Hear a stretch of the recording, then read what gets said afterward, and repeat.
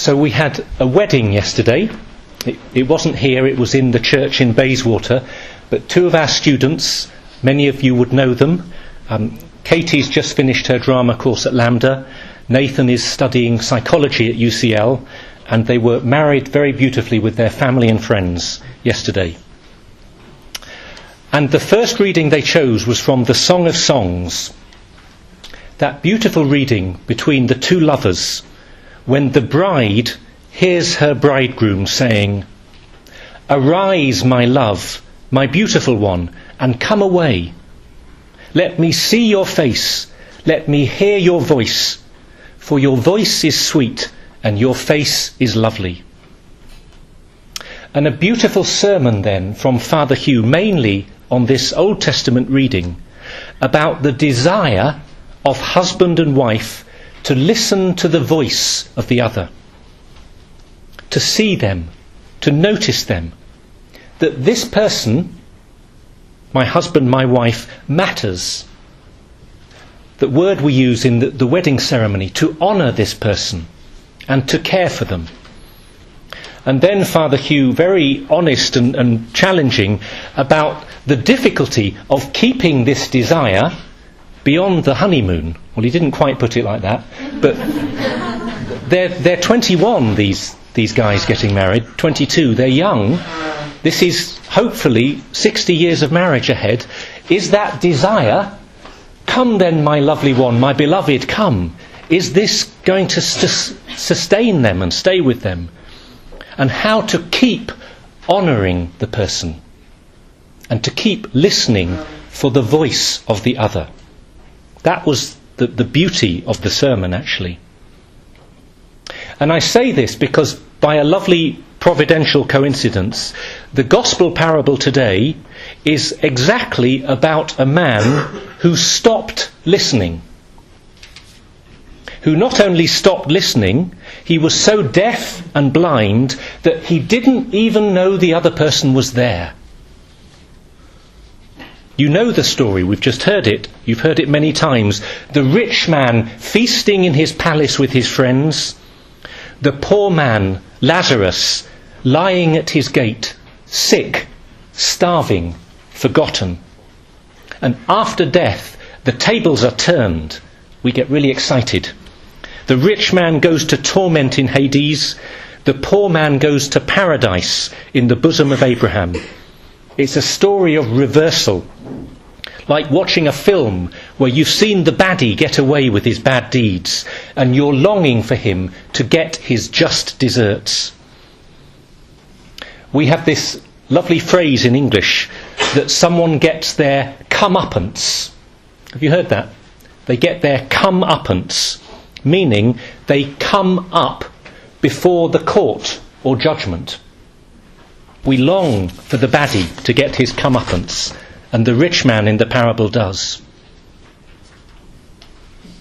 Now look, this is not directly a criticism of riches. There are many other criticisms of riches in the scriptures, but in this parable we're meant to understand that in many ways riches are a blessing from God. And we'd be silly to deny that. The food that this man is eating is a good thing. That's why the United Nations is trying to send food convoys to Aleppo in Syria, because food is a blessing, and to be denied that blessing is a tragedy. Clothes are a good thing. Wine is a good thing. Cake is a good thing. That's why we are going to consume 17 tons per person here over the next year in Newman House. The priest at Mass, myself, just in a few minutes, I will take the bread and wine and I will say, "Blessed are you, Lord, God of all creation, for through your goodness we have received the gifts we offer you." These gifts, every gift that you have, is a sign of God's goodness, of his blessing, and we should be thankful and not despise these gifts. But for this rich man, and for many of us, most of us, the very blessings of God can create a blindness to the needs of others. This man doesn't care about Lazarus. He doesn't help him. He doesn't even see him.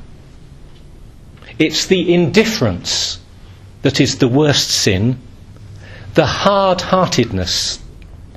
And the rich man thinks, me, I'm a child of Abraham. Maybe his riches caused his blindness. He became so attached, possessive, defensive. He was a good man before and now he's been corrupted. Maybe his blindness caused his riches.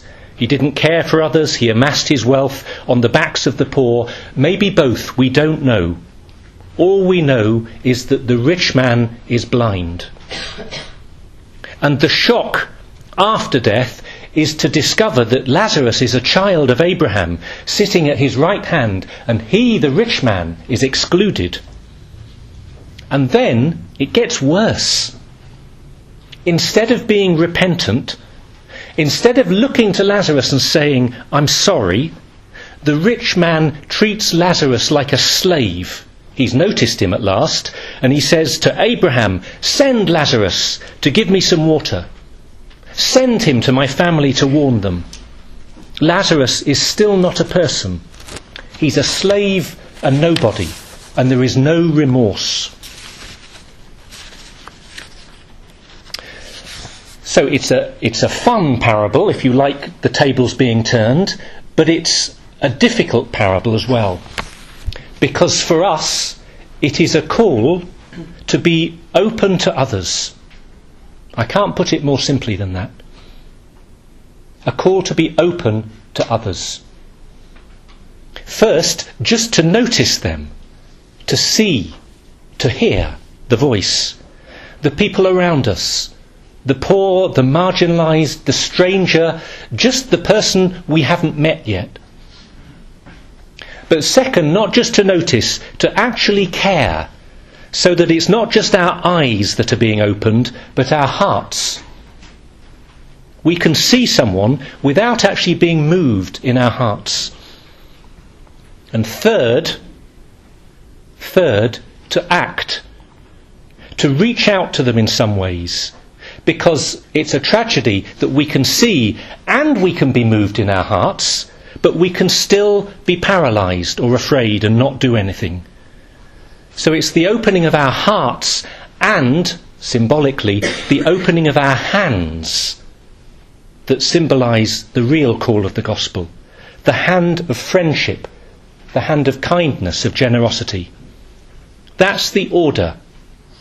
Eyes, heart, hands. My little nephew, some of you have met him, he's 1 year, 4 months now, so he's kind of standing, he's half talking, but he's been eating since the day he was born. And just a beautiful thing about 3 weeks ago, I'm used to him sitting in his high chair. I say eating, I think the ritual is more about throwing food onto the floor. Yeah? His mother puts the food on the tray and he brushes it into every corner of the room. He eats a little bit, but 2 or 3 weeks ago he took some food, he stared into it lovingly, like the bride seeing the bridegroom, yeah? But then he looked up at me and he offered me his carrot or whatever it was, and he had this big smile on his face, and it was the last thing I wanted to eat. Yeah? I didn't know if it had been on the floor and put back onto his tray, but I smiled back at him as his loving uncle took this squashed carrot, ate it and said, "Ooh, thank you." Yeah? And his smile became even bigger. Now, we've all gone through this phase. It's the phase of sharing. The little baby learning to give as well as receive. But what a significant moment in his life. He's been taking for 16 months. And because of the encouragement of his parents, and I believe seeing his big sister do this, he's learnt that to give gives him as much joy as to receive. He's learning to share, to be generous. He's learning to unclench his fist. What's the first symbol of Christian prayer in Christian history? It's not someone kneeling. It's not someone with their hands together, like that famous picture of Dürer. The first symbol in Christian history of prayer is the orans position, the praying which you see the priest do with his hands out, his arms open, his chest exposed, and the palms of his hands wide open. And it's not just a priestly prayer. I remember going to a church in Burgundy in France, and all round the top of the pillars was the Christian community praying. And these beautiful figures, I think from the 7th or the 8th century in this Romanesque church, they were all there standing with their hands raised in prayer and their palms wide open. It's a symbol of both vulnerability and giving.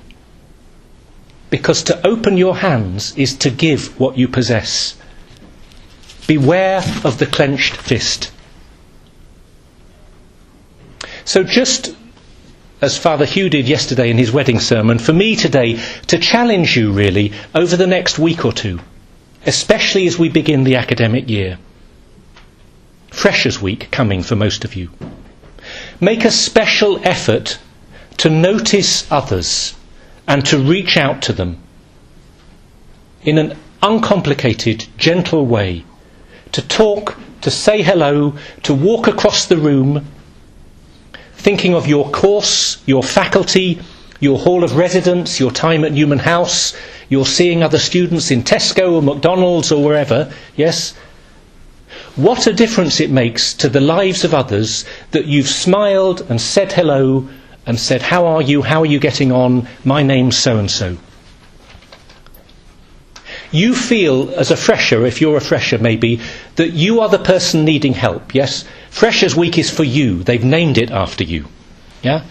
That it's about you making friends, you receiving as many free chocolate bars as you can, you going to as many parties as you can, you being welcomed and talked to. And that's half true. Right? I'm not saying give up on Freshers' Week, but actually what will make this a genuine Freshers' Week for you is that you've been able to offer that gift to others. And actually, the only way you can discover what this year is about is helping others to know your love and your welcome. As Jesus says in the Gospel, anyone who wants to save his life will lose it, but anyone who loses his life for my sake will save it. The Gospel today is about reversal. What we think is important, me, is actually not. And what seems unimportant, all the other people on the edge of my vision, they are actually the most important thing in the world. Pray that you can notice others. Pray that you can be generous. If you're shy, most of you are, if you're nervous, you need to be brave. It takes a special effort. But the paradox is that by reaching out to others, as the rich man didn't, we actually save ourselves. And I don't mean that in a theological way. I mean our own hearts are softened, are opened, and we're able to build genuine friendships that will endure for this year and your time at university. Let's pray that this week especially we can stop worrying about ourselves and worry about others, and in doing that we can find the happiness that we are longing for in this academic year.